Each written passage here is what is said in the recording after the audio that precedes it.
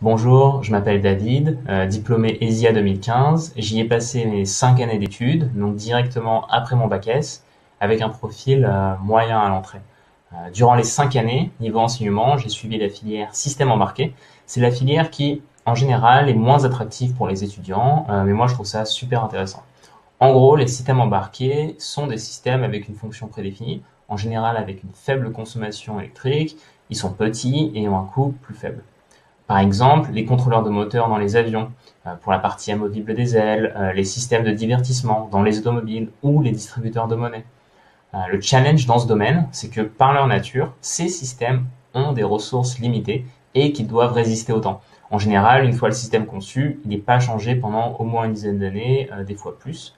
Et comme ils sont petits, ils ont une faible capacité de calcul et de stockage. Donc c'est une histoire complètement différente que de faire de l'intelligence artificielle ou du big data avec des fermes de serveurs qui ont un potentiel de calcul illimité. Pour une meilleure synergie dans ma vie étudiante, j'ai activement participé à la vie associative de l'école, surtout dans l'association robotique dans laquelle j'ai pu m'intéresser au domaine de plus près. J'ai pu faire des rencontres avec des partenaires, entreprises que j'ai moi-même démarchées et avoir plus de responsabilités. Tout ça m'a amené en 4e année à aller en stage où j'ai développé un capteur qui mesure le pouls au niveau du poignet. C'était pour une start-up dont j'étais le premier employé en fait, qui développait des bracelets connectés. Donc faire ça de zéro, sans guide, seul, c'était un vrai bon challenge. J'ai toujours été intéressé par l'entrepreneuriat et donc en 5e année, rebelote, je reviens en stage dans une start-up, en Allemagne cette fois, et j'ai travaillé sur un robot tondeuse autonome. Je me suis focalisé sur du développement pur.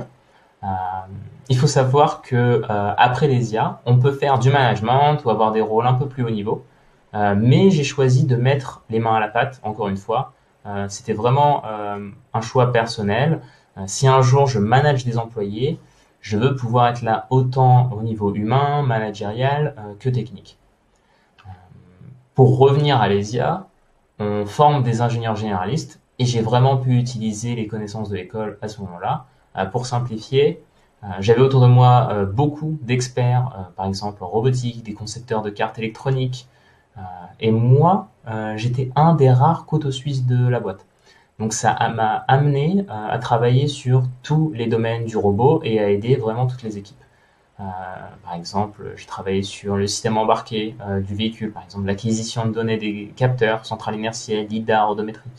J'ai fait du contrôle de moteur, j'ai développé le système d'exploitation du véhicule, j'ai fait le réseau dessus. J'ai travaillé aussi sur du logiciel haut niveau pour contrôler comment le véhicule se déplace dans son environnement, éviter les obstacles, du contrôle qualité et de l'automatisation en général. Ouais. En partant, le manager de la R&D m'a dit ta force, c'est qu'on peut te donner n'importe quelle tâche à faire et tu vas trouver un moyen de la réaliser. Donc surtout des tâches qui sont pas dans mon domaine, on va dire. Je me rappellerai toujours et ça représente vraiment ce qu'est l'école pour moi. On est vraiment polyvalent et on s'adapte très très facilement. Après ça, rien ne nous empêche de devenir expert dans un domaine. Depuis maintenant 1 an à peu près, j'ai monté une entreprise avec un ancien collègue. On automatise des véhicules pour de la robotique, de la logistique, de l'industrie. Donc par exemple chariot à palette, chariot élévateur ou des véhicules un peu plus traditionnels qu'on trouve dans les entrepôts. Là encore, je développe un produit et en plus des domaines sur lesquels je travaillais avant, je fais aussi du web, du cloud, moins technique, je fais de la vente, du marketing. Donc encore une fois, ouais, pour cette adaptabilité, merci l'école. Voilà, ce sera tout pour moi. Je vous souhaite une excellente JPO. Bye bye.